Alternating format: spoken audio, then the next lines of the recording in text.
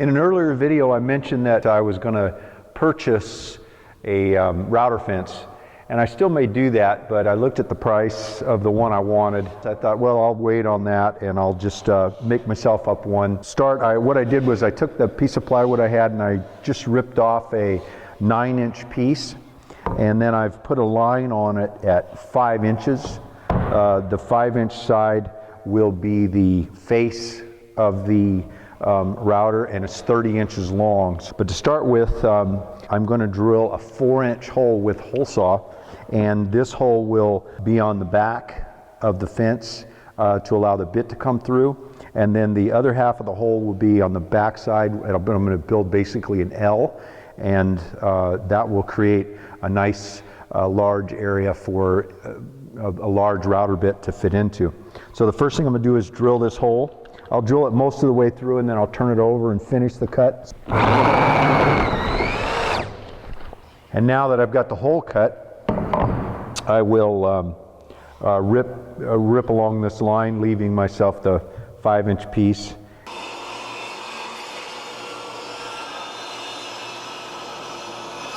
So I'll put the pocket holes in this piece here from this top side in.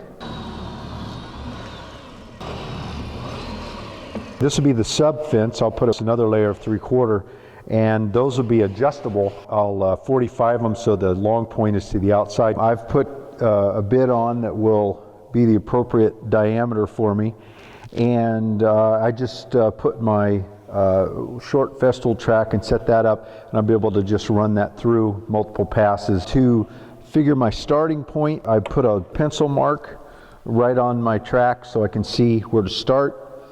And then on this side, I put a pencil mark for the back edge. So that should get me really close to start and stop, so I don't have to make sure I don't run out too far. Ideally, the tool that I don't have, the edge guide, a tool that's on my short list to get, but that would be nice. I could just set up and just go right off the edge where I wanted it. To get the depth also, I just ran the bit down until it touched the plywood, and then I just dialed it up to 20 millimeters.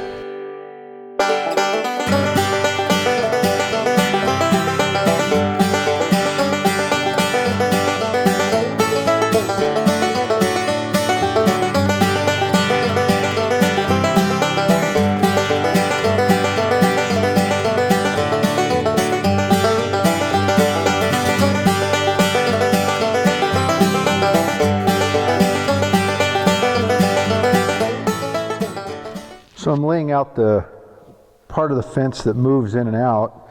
I'll have 2 bolts that go through and are countersunk into the face with a couple of knobs in the back here. And what I want to do is position them so that when the fence is as tight together as it'll possibly go, which this is, more so than I'll ever need for any size bit, but I want to be I'm going to put some 3/4 inch angles in here on either side, and then I'll cover those and drill a hole, and that'll be for a vacuum to just stick in there. So I know that starting at this point, when I go all the way open just to the edge of the hole or slightly past,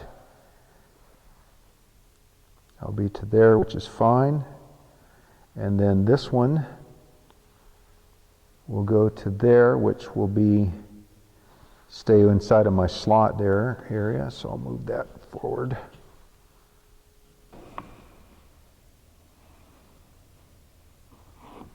I keep a bunch of bolts in my trailer in my truck, just so that whatever I come up with saves me from having to run to the hardware store. These are just whatever turns up on the job and gets left over. This is the face of the fence, and I'm going to put these bolts through, and I want to have the head countersunk in a bit. And so what I'm going to do is take a Forstner bit that's about the right size, and I'm going to bore down in about halfway.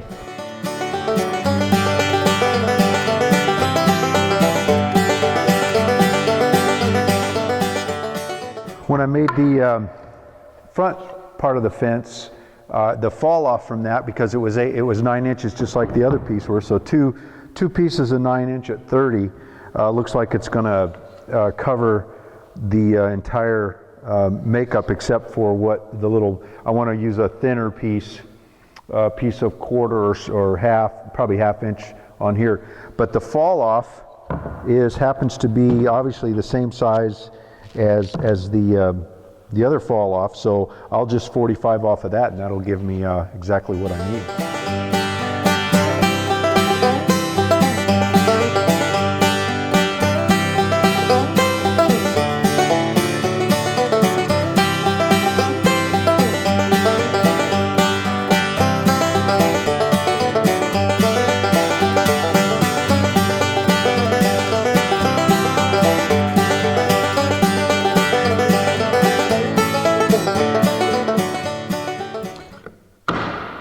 I'm going to cut an 1 3/4 hole in this cover here for the vacuum hose to fit in.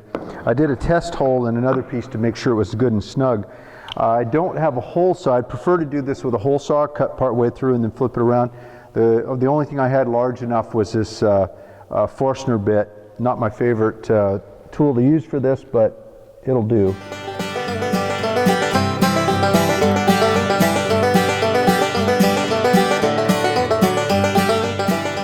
Taken about an hour to do this, so that's not too bad. I'm not saying it replaces a $200 commercial fence, but it certainly will do the job. The only thing I have left to do is I've got to drill a couple of holes in here and put these bolts in so that it'll work on the table. I drilled a couple of holes and put a couple of bolts through there, and I can move the fence in and out. And then they got the vacuum hose, and you can adjust these to get closer to your bit to help with tear out, or go real wide if you're doing a bigger cutter. And of course, if you're using a coping sled, most coping sleds ride against your fence, and they have a wide top on them, so they'll ride through and pick up on the other side. The other thing I might do, if I don't find that this is sliding very well, it is wood, so there's a little friction. I may see if I can get my hands on a little scrap of some white laminate, and then I would just contact glue that on there. I could pop these off, do it really easily, and then just re-drill these holes through the plastic.